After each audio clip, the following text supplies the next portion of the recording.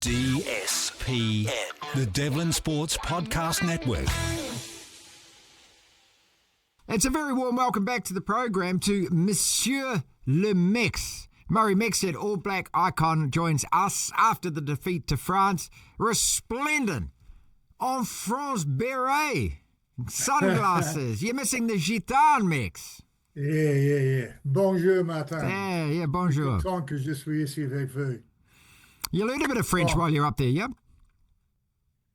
Well, you can't take it too seriously, can you? I mean, I've been watching these games with a group of friends, actually, and we had a breakfast for this one because the timing was right. And so this is what I wore to breakfast because I've got a bit of a soft spot for the French, of course. Yes. And I'm wearing my All Black jersey. The only one I've got, actually, was the very first jersey I played in. But it's a bit tight around the... You're resplendent, mate. Chest, I'll say.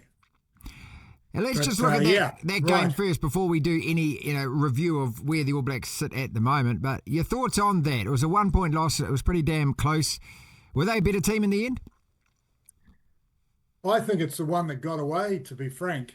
I've been trying to analyse it since, and I made a big deal of possession when we spoke last time. Yes, you did. And I think it's absolutely vital today, and most critics ignore possession. We never hear about it, but it's vital, particularly with the adjudication, the way it's turned out, where there's too much of it. There's so many people that can stop the game, and something's got to happen, quite frankly, because it's no good like it is. But the possession was 61% to the All Blacks, and I'm thinking, how on earth could the All Blacks win 61% and still not win the game? So something's not right. So I looked at the scrum. The scrum was pretty good. I looked at the line-out. The line-out was pretty good. Decision-making at 9 and 10, I thought Roygaard and Barrett were really good.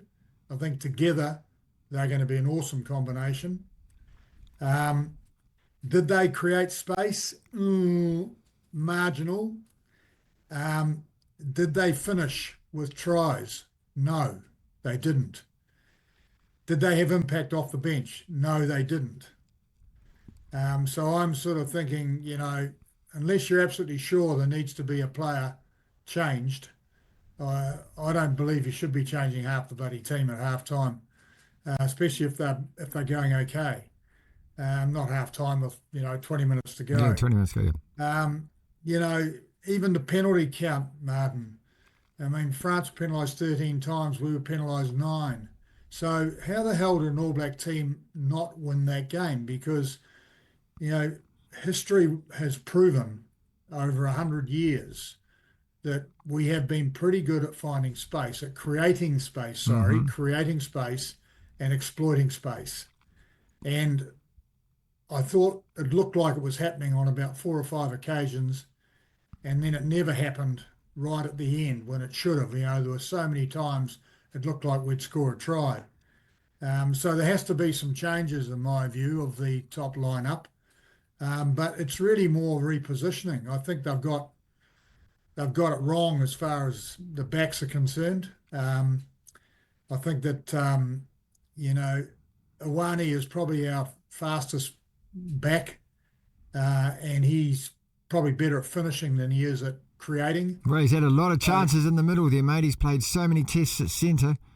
And part of that role is setting up your outsides, and this is not happening. It's just not happening. I think he dropped the ball or stuffed it up. But I'm not talking about that. I'm just talking about generally now, having seen him play for a long time.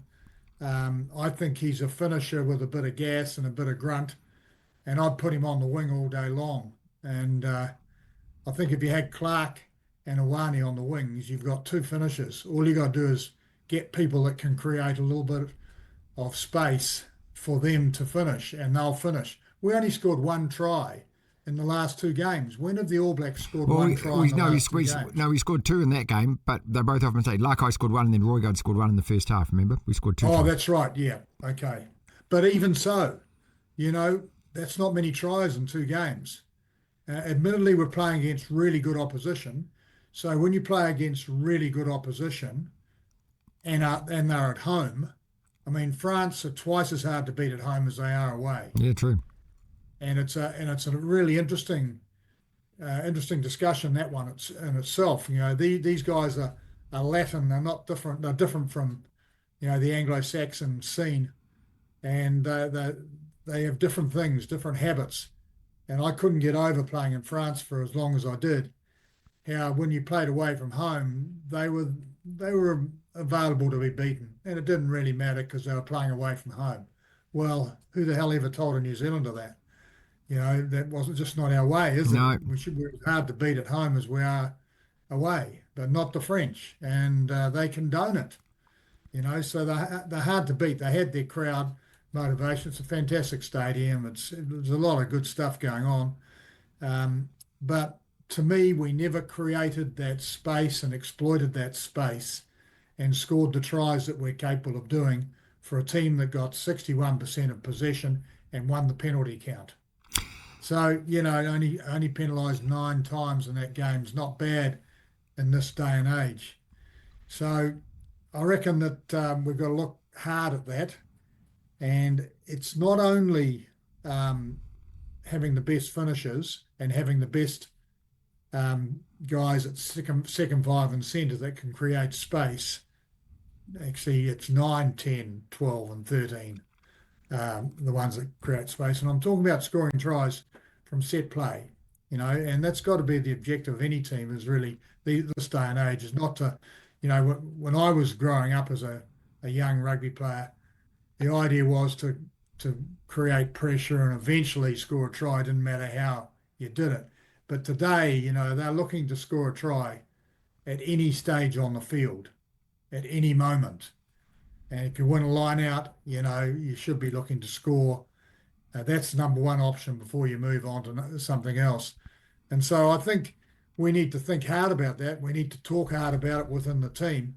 But we've certainly got to have players in the back line that can create that space and have our best players on the outside who can score. And it's the same thing with the loose forwards. You've got to have loose forwards that can get wide and support,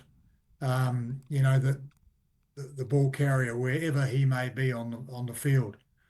There's a lot of good things that have come from this series, though. I think that Razor's got his team. I think they're committed to him. They're hard to beat. They won 2 very good games. England, I think everybody beats England at Twickenham at the moment. Seems it. Even though it's hard, they do. But Ireland, to beat Ireland by 10 points in Dublin is a pretty good result, especially after beating them in the Rugby World Cup, and they would have wanted to have won that game. So, we're probably at a stage where we've got to think, okay, let's fine tune some areas of our game, and all of a sudden they'll start clicking.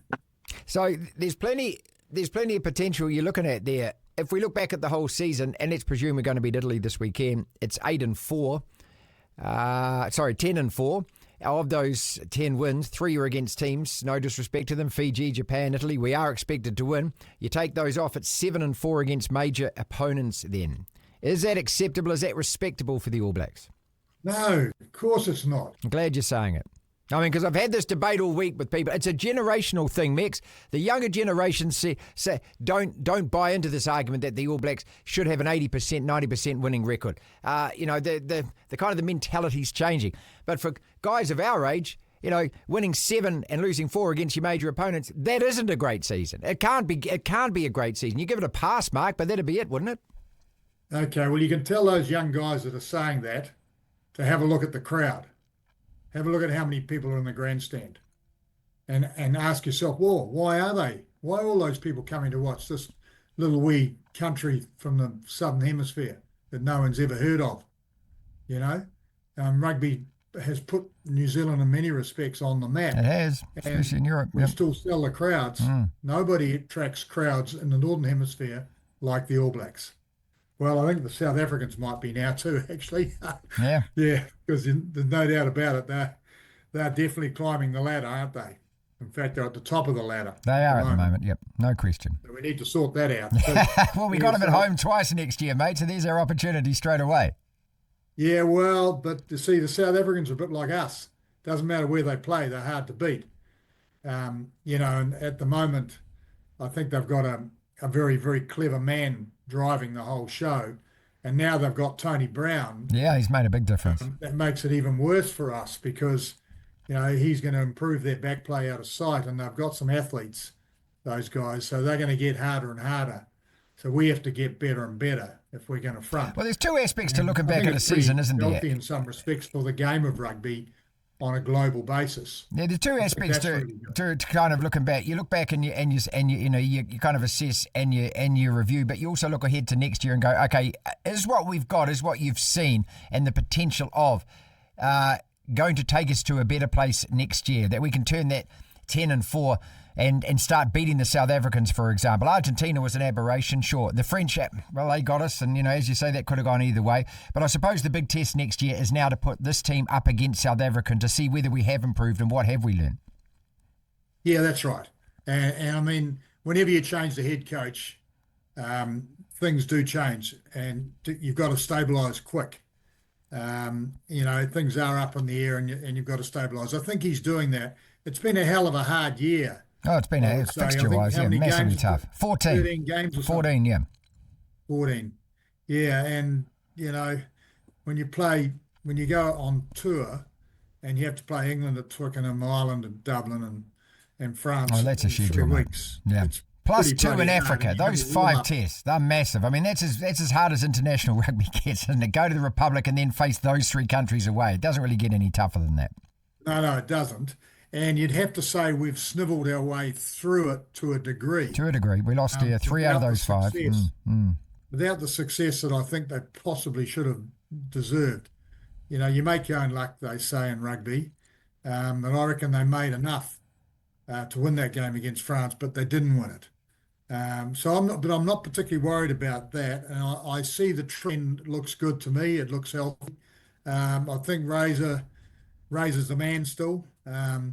One of the great things I love about his style of coaching is not selection. It's is how much his players give to him, and the team factor. I think he's got a lot to learn as far as selection, but some of that may be because of all the coaches that there are in the background, and you've got to keep your lineup of coaches happy, and so you let them have their way a bit.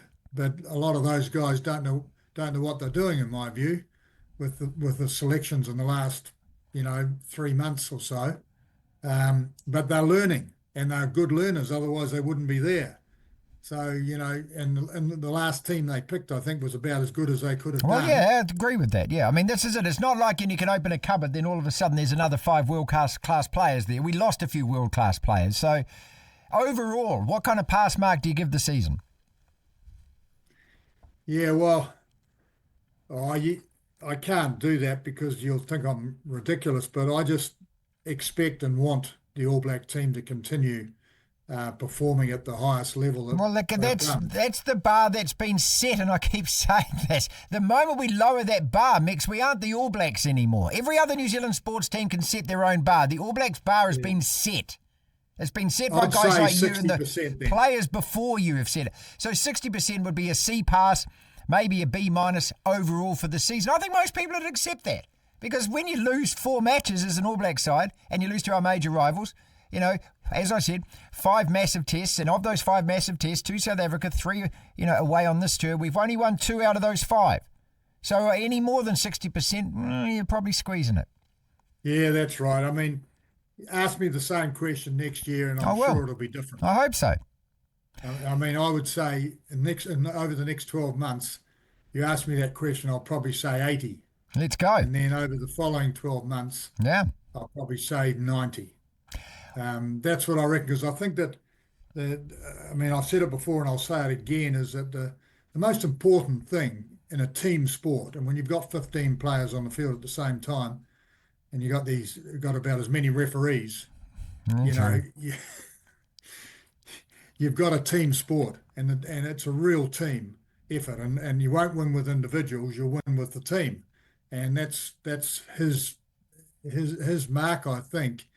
Razor is to create this team vibe where they all want to win desperately for the team, and I think that's fantastic, and I can see that coming through. So that's a real that's why I gave them 60, not 50, actually, because they're growing as a group. And you know, they haven't got it all right with their backup players, but they're getting better, aren't they? And I'm sure by next season they'll be away racing. Great positive words, Murray Mexted. It's always a pleasure having you on. Folks, if you enjoy what you're seeing and what you're hearing here, then please subscribe, like, leave a comment, follow us, follow the DSPN. All of that absolutely helps as we're starting to build this thing. And we've got a podcast out every single night. It's been a pleasure, Murray. Thanks so much, mate. Au revoir. DSPN.